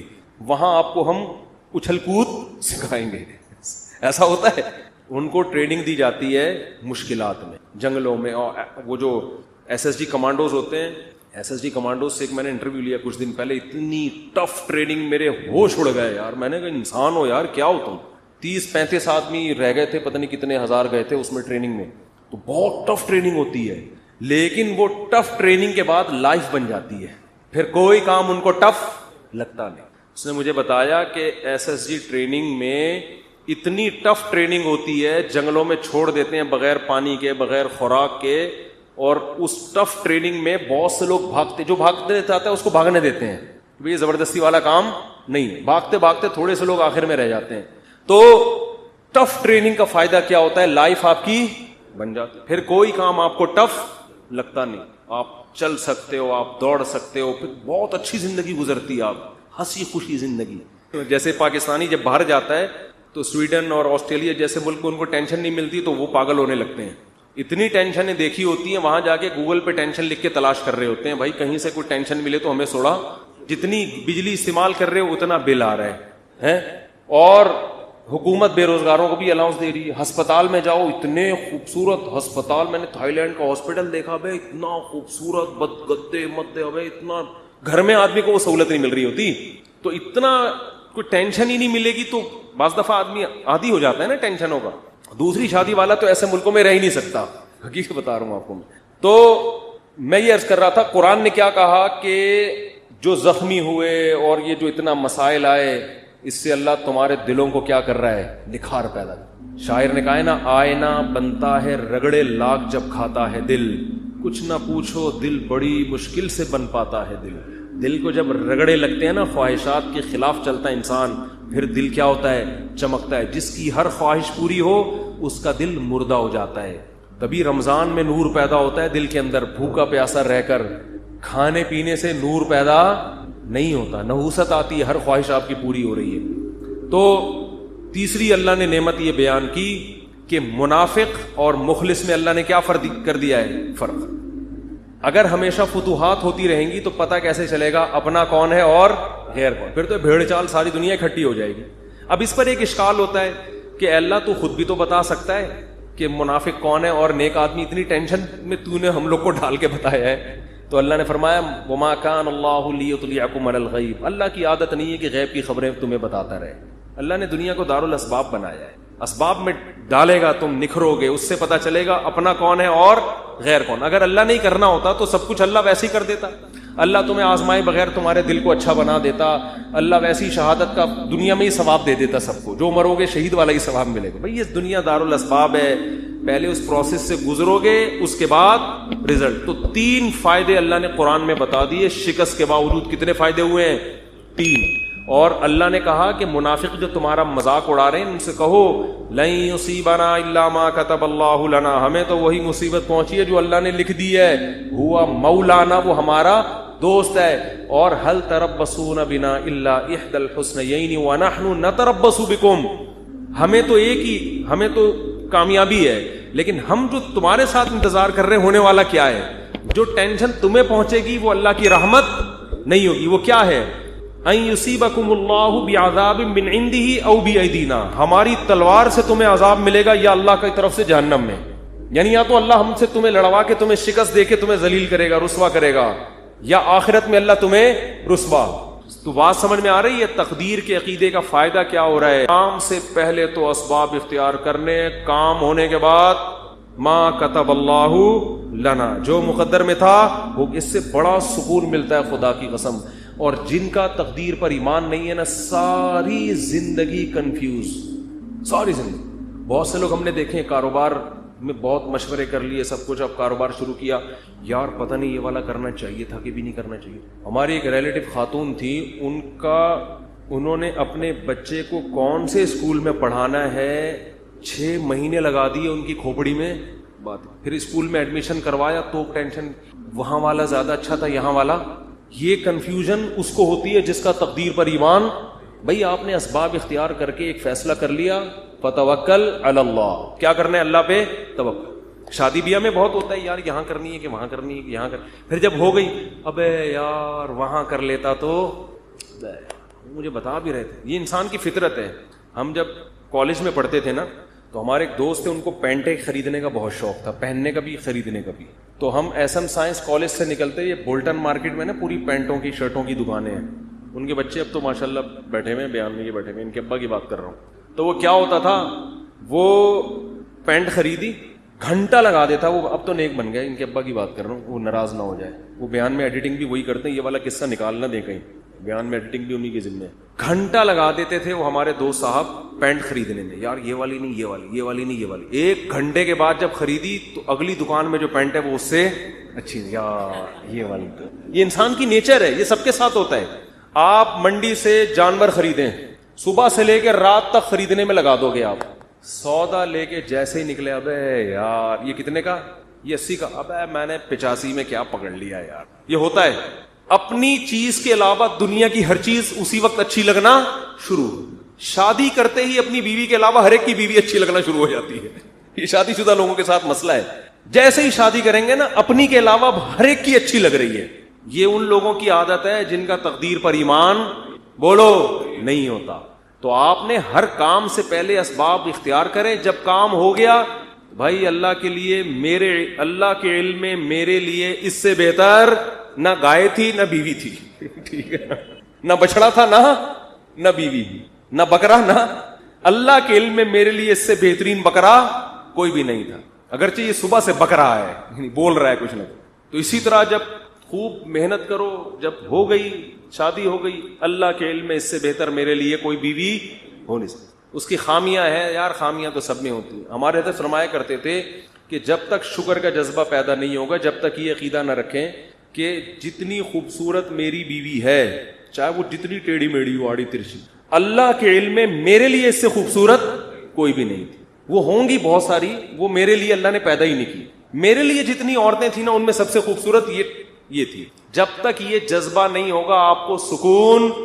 اور عورت بھی یہ سوچے بھائی جتنے میرا میاں کتنا ہی آڑا, ڈینٹنگ پینٹنگ کا بہت کام ہے اس میں, ٹھیک ہے نا, بہت کام ہے, لیکن اللہ کے علم میں میرے لیے اس سے بہتر ہسبینڈ ہو نہیں سکتا. وہ ہوں گے, وہ خواتین کی بھی عادت ہے ناشکری والی. عورتیں اکثر اپنے میاں سے بحث کر رہی ہوتی ہیں, اس کے میاں کو دیکھا وہ تو یہ شاپنگ کراتا ہے, وہ تو یہ خریداری کرتا ہے. اس کے میاں میں جو خامیاں ہیں وہ بیان نہیں ہوتی. ایک صاحب کہنے لگے, ایک خاتون نے کہا کہ بھئی وہ انگریز شوہر ہے, وہ اتنا تھینک یو, اتنے اچھے اخلاق سے اپنی بیوی سے بات کرتا ہے, اور ایک آپ وہ گالیوں سے بات شروع کرتے ہو, گالیوں پہ ختم کرتے ہو. تو میں نے کہا گالیاں والی تو نہیں دینی چاہیے, لیکن اس کو بولو یہ جو انگریز ہوتے ہیں نا, صرف تھینک یو کے علاوہ ایک دھیلا اپنی بیوی کو دے کے دکھائے. تو آپ اپنی وائف سے بولو کہ سارا نان نفقہ میرا معاف کر دو, گیس بجلی کا بل معاف کر دو,